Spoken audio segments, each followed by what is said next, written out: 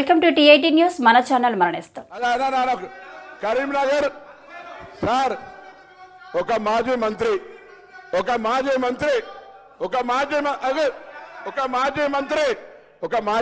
కరీంనగర్ ఒక మీటింగ్ లా సార్ ఒక్క నిమిషం కూర్చొని బెదిరించే మీరు చెప్పండి.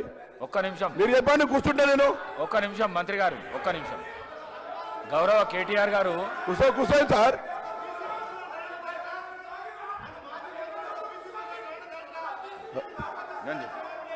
కూర్చోండి మీరు కూర్చోండి నేను చెప్తా కూర్చోండి ఒక్క నిమిషం కూర్చోండి ఒక్క నిమిషం కూర్చోండి సార్ బెదిరించేది కూర్చోండి ఒక్క నిమిషం ఒక్క నిమిషం సిద్ధంగా లేకపోతే వెళ్ళిపోవచ్చు. సిద్ధంగా లేకపోతే అయ్యా ఎవరికైనా వినడానికి ఇష్టం లేకపోతే భార్య పిల్లల్ని చంపుకుంటా ఓట్లు లేకపోతే అని అడిగిన వాళ్ళకి అవసరం లే పోవచ్చు. వాళ్ళకే ఇక్కడ ఉండాల్సిన అవసరం లేదు. ఓట్లు లేకపోతే భార్య పిల్లలతోటి శివయాత్ర చూడాల్సి వస్తుంది మాట్లాడితే ఎట్లా అధ్యక్ష? శివయాత్ర ఓట్లు లేకపోతే భార్య పిల్లలతో శివయాత్ర చూడాలన్నది కూడా ఇక్కడ మాట్లాడితే ఎట్లా అధ్యక్ష? వాళ్ళు కూడా మాట్లాడితే ఎట్లా అధ్యక్ష?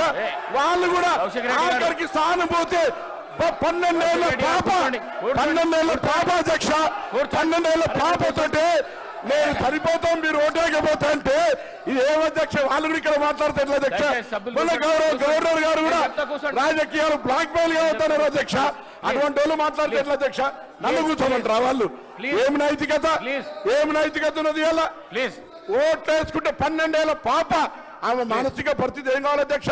అటువంటి వాళ్ళు ఇలా మేము ఓట్లు వేయకపోతే ఆత్మహత్య చేసుకొని మేము ఇలా శివయాత్ర చేయాల్సి వస్తుంది బ్లాక్ మెయిల్ చేసుకున్న వాళ్ళు ఇలా మాట్లాడితే ఎట్లా అధ్యక్ష?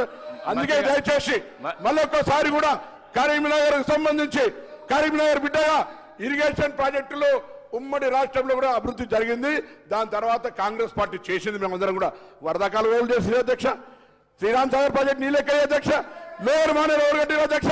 ఎల్లంపల్లి ఎవరు కట్టిన అధ్యక్ష? దాని మీద చెప్పకుండా ఏది పడుతుందో చెప్తే ఇవాళ మీరు చెప్పిన గౌరవాలు కాలే. అదే హరీష్ రావు గారి దగ్గర మల్లన్న సాగర్ అవుతుంది, కొండపోచమ్మ అవుతుంది. ఇవన్నీ ఎట్లా జరుగుతుంది? కాబట్టి దయచేసి మాకు కూడా కుర్చేసుకొని కడతాన ప్రాజెక్టు కేసీఆర్ గారి ప్రాజెక్టు పూర్తి కాలేదని చెప్పడం కొరకు దయచేసి ఈ సందర్భంగా మీ దృష్టికి తెచ్చిన అధ్యక్ష నమస్కారం. వాళ్ళు కూర్చోమంటే కూర్చొని భయపడేది కాదు అధ్యక్ష. మీ ఆదేశాన్ని పాటిస్తాం, తప్పకుండా సభా మర్యాద కాపాడతాం. కూర్చోండి గౌరవ